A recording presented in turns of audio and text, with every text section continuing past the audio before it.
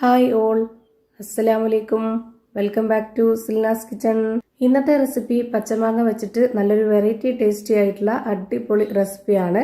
മീനൊന്നും കിട്ടിയിട്ടില്ലെങ്കിൽ നമുക്ക് ഇതുപോലെ ഉണ്ടാക്കുകയാണെന്നുണ്ടെങ്കിൽ ചോറിൻ്റെ കൂടെ മറ്റൊരു കറിയുടെയും ആവശ്യമില്ല. ആ ഒരു രീതിയിലാണ് നമ്മളിത് തയ്യാറാക്കി എടുക്കുന്നത്. അതുപോലെ തന്നെ ബിരിയാണി, നെയ്ച്ചോറൊക്കെ ഉണ്ടാക്കുന്ന സമയത്ത് സൈഡ് ഡിഷായിട്ട് നമുക്കിത് ഉപയോഗിക്കാവുന്നതാണ്. ഇതുപോലെ ഒരു തവണ ഉണ്ടാക്കി ടേസ്റ്റ് അറിഞ്ഞു കഴിഞ്ഞാൽ പിന്നെ നമുക്ക് ഈ മാങ്ങ കിട്ടുമ്പോൾ ഇതേപോലെ തന്നെ ഉണ്ടാക്കാൻ വേണ്ടി തോന്നും. അത്രയും ടേസ്റ്റി ആയിട്ടുള്ള ഒരു ഐറ്റം ആണ്. അപ്പോൾ ഇതെങ്ങനെയാണ് തയ്യാറാക്കുന്നതെന്ന് അറിയാനായിട്ട് വീഡിയോ സ്കിപ്പ് ചെയ്യാതെ മുഴുവനായിട്ടൊന്ന് കണ്ടു നോക്കണേ. റെസിപ്പിയിലോട്ട് കടക്കുന്നതിന് മുമ്പായി സിൽനാസ് കിച്ചൺ ചാനൽ ആദ്യമായിട്ട് കാണുന്നവരാണെങ്കിൽ പ്ലീസ് ഒന്ന് സബ്സ്ക്രൈബ് ചെയ്തേക്കണേ. ഒപ്പം തന്നെ ഈ വീഡിയോസ് നിങ്ങൾക്ക് ഇഷ്ടപ്പെടുകയാണെങ്കിൽ ഒരു ലൈക്ക് ചെയ്ത് ഷെയർ ചെയ്ത് സപ്പോർട്ട് ചെയ്യാനും മറക്കരുത്. ഇനി നമുക്ക് ഇതെങ്ങനെയാണ് തയ്യാറാക്കുന്നതെന്ന് നോക്കാം. അപ്പോൾ ഇതിന് വേണ്ടിയിട്ട് ഞാനിവിടെ 2 പച്ചമാങ്ങ എടുത്തിട്ടുണ്ട്. നല്ല വലിപ്പമുള്ളതാണ്. ആദ്യം ഒന്ന് കട്ട് ചെയ്ത് നോക്കിയിട്ട് എത്ര ഉണ്ടെന്ന് നോക്കിയതിന് ശേഷം ആവശ്യമുള്ളത് എടുക്കാമെന്ന് വെച്ചിട്ടാണ്. അപ്പോൾ ഒരു മാങ്ങ കട്ട് ചെയ്തപ്പോൾ തന്നെ അത്യാവശ്യത്തിനുള്ളത് കിട്ടിയിട്ടുണ്ട്. അപ്പോൾ പിന്നെ ഇനി വേണ്ടാന്ന് വിചാരിച്ചിട്ട് മറ്റേത് മാറ്റി വെച്ചു. ഞാനിവിടെ എടുത്തിട്ടുള്ള ഈ ഒരു മാങ്ങ പച്ചമാങ്ങയാണെന്നുണ്ടെങ്കിലും കുറച്ച് കളർ മാറിയിട്ടുണ്ട് പഴുക്കാൻ വേണ്ടിയിട്ട്. ചെനച്ച മാങ്ങ എന്നൊക്കെ പറയുന്ന പോലത്തെ ഒരു മാങ്ങയാണിത്. അതായത് ആ ഒരു പരുവത്തിലുള്ള മാങ്ങയാണ്. നല്ല പുളിയുണ്ട്. മധുരം എന്ന് പറയുന്നത് വന്നിട്ടൊന്നുമില്ല. കളർ ചെറുതായിട്ട് പഴുക്കുന്ന രീതിയിൽ ഒന്ന് മാറിയിട്ട് മാത്രമേ ഉള്ളൂ. അപ്പോൾ ഒരു മാങ്ങ ഞാനിവിടെ നീളത്തിൽ കട്ട് ചെയ്തെടുത്തിട്ടുണ്ട്. ഇനി ഇത് തയ്യാറാക്കാനായിട്ട് ഒരു കടായി സ്റ്റവിലേക്ക് വെച്ച് ഫ്ലെയിം ഓണാക്കി കൊടുത്തിട്ടുണ്ട്. കുറച്ച് ഓയിൽ ഒഴിച്ചു കൊടുത്തതിന് ശേഷം ഓയിലൊന്ന് നന്നായിട്ട് ചൂടായിട്ട് വരുമ്പോൾ ഇതിലേക്ക് കുറച്ച് കടുക് ഇട്ട് കൊടുക്കുന്നുണ്ട്. അതിൻ്റെ കൂടെ തന്നെ ഒരു 1/2 സ്പൂൺ അളവിൽ ചെറിയ ജീരകവും ഒരു ചെറിയ കഷ്ണം ഇഞ്ചി ഇതുപോലെ നീളത്തിൽ കട്ട് ചെയ്തെടുത്തിട്ടുള്ളതും ഇട്ട് കൊടുക്കുന്നുണ്ട്. ഇതുപോലെ തയ്യാറാക്കുന്ന ഈ ഒരു കൂട്ടിന് നമുക്ക് ഈ ഒരു ഇഞ്ചിയുടെ മണവും അതുപോലെ ചെറിയ ജീരകത്തിൻ്റെ മണമൊക്കെ നന്നായിട്ട് ഈ ഒരു എണ്ണയിൽ മൂത്ത് കിട്ടണം. അതിന് വേണ്ടിയിട്ടാണ് ഇങ്ങനെ ചെയ്യുന്നത്. ആ ഒരു ഫ്ലേവർ ആയിരിക്കണം മുന്തി നിൽക്കേണ്ടത്. ഇനി ഇതിലേക്കൊരു 3 പച്ചമുളക് നീളത്തിൽ കട്ട് ചെയ്തിട്ടുള്ളത് ഇട്ട് കൊടുക്കാം. അതിൻ്റെ കൂടെ തന്നെ ഒരു 3-4 വറ്റൽ മുളകും കൂടെ കട്ട് ചെയ്തിട്ട് കൊടുത്തിട്ടുണ്ട്. എരിവൊക്കെ ഓരോരുത്തർക്കും വേണ്ടുന്നതിനനുസരിച്ച് കൂട്ടിയും കുറച്ചൊക്കെ ചേർത്ത് കൊടുക്കാവുന്നതാണ്. ഇനി ഇതിലേക്ക് കട്ട് ചെയ്ത് വെച്ചിട്ടുള്ള ആ ഒരു മാങ്ങ മുഴുവനായിട്ടും ഇട്ട് കൊടുക്കാം. ഇനി ഇതിലേക്ക് 1/2 സ്പൂൺ അളവിൽ മഞ്ഞൾപ്പൊടി ഇട്ട് കൊടുക്കാം. അതിൻ്റെ കൂടെ തന്നെ 1 സ്പൂൺ മുളക് പൊടിയും ഇട്ട് കൊടുക്കുന്നുണ്ട്. പിന്നെ ആവശ്യത്തിനുള്ള ഉപ്പ് ഇട്ട് കൊടുക്കാം.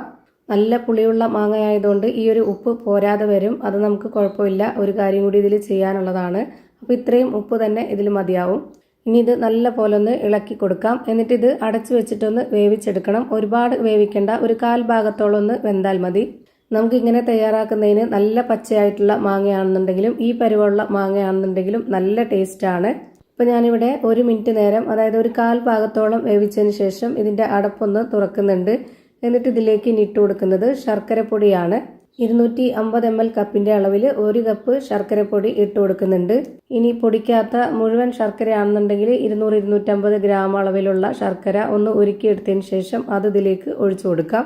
ഞാനിവിടെ പൊടി ഇട്ട് കൊടുത്തത് കൊണ്ട് തന്നെ ഇനി ഇതിലേക്ക് ഒരു 1/4 കപ്പ് അളവിൽ വെള്ളം ഒഴിച്ചു കൊടുക്കുന്നുണ്ട്. ഈ ഒരു 250 ml കപ്പിൻ്റെ അളവിൽ. ഇനി ഇത് നന്നായിട്ടൊന്ന് ഇളക്കി കൊടുക്കാം. ഇതിൽ ഇനി കുറച്ച് കറിവേപ്പിലയും കൂടെ ഇട്ട് കൊടുക്കുന്നുണ്ട്. കറിവേപ്പിലയുടെ മണം കൂടെ ഉണ്ടെന്നുണ്ടെങ്കിൽ നല്ല ടേസ്റ്റ് ആയിരിക്കും. ഇനി ഒന്നുകൂടി അടച്ചു വെച്ചതിന് ശേഷം ഒരു 1/4 ഭാഗം കൂടെ ഒന്ന് വേവിച്ചെടുക്കാം. അതായത് 1 മിനിറ്റ് നേരം ഒന്നും വേണ്ട, ഒരു 30-40 സെക്കൻഡോളം ഒന്ന് വേവിച്ചാൽ മതി.